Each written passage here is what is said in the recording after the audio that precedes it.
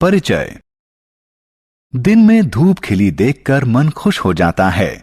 अगर बहुत गर्मी हो तो बादल आने और बारिश होने से अच्छा लगता है। वर्ष की किसी अवधि में जलवायु कैसी रहती है, उसी पर हमारी फसलें निर्भर हैं। मौसम इतना महत्वपूर्ण है कि उसका अनुमान रोजाना टेलीविजन, रेडियो और समाचार पत्रों में बताया जाता है। आइए मौसम और जलवायु के बारे में और जानें। उद्देश्य। इस पाठ के अंत में आप निम्न करने में सक्षम हो जाएंगे: मौसम और जलवायु के बारे में बताना, मौसम की रिपोर्ट समझना। मौसम। आपने कभी देखा होगा कि सुबह धूप निकलने के बाद अचानक बादल घिर आते हैं और तेज बारिश होने लगती है, या तेज बारिश कुछ ही मिनटों में गायब हो जाती है और चमकती धूप निकल आती है। इसे ही मौसम बदलना कहते हैं। तापमान, आर्द्रता, वर्षा, पवन और अन्य कारकों को मौसम के तत्व कहते हैं। किसी जगह का मौसम इन्हीं कारकों पर निर्भर है।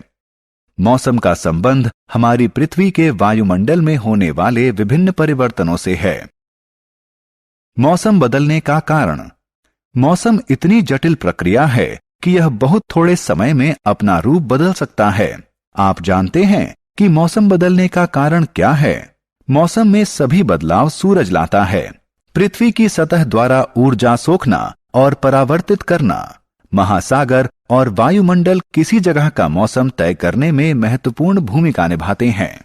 इसके अलावा पृथ्वी की कक्षा का विचलन, महाद्वीपीय बहाव और ग्रीन हाउस प्रभाव से भी मौसम में बदलाव होते हैं।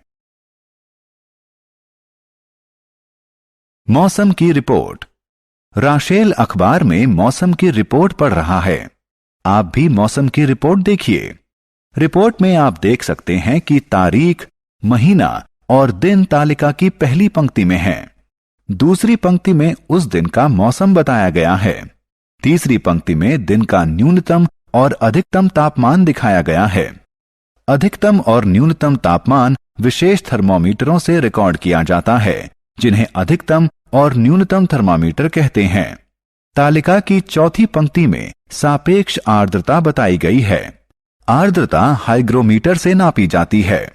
मौसम की रिपोर्ट में कभी कभी वर्षा की मात्रा भी दी जाती है।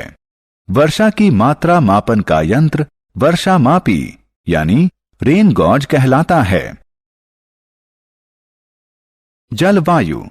आइए अब जानते हैं कि जलवायु और मौसम में क्या अंतर है।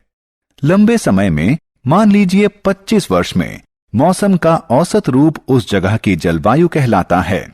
अगर किसी जगह का तापमान अधिकतर समय ऊंचा रहता है तो उसकी जलवायु गर्म कहलाती है। अगर ऊंचे तापमान के साथ बारिश भी बहुत अधिक होती है, हम कहते हैं कि उस जगह की जलवायु गर्म और नम है। जलवायु की स्थितियां रिकॉर्ड करने के लिए किसी एक जगह के लिए एक महीने के औसत तापमान की गणना 2 चरणों में की जाती है।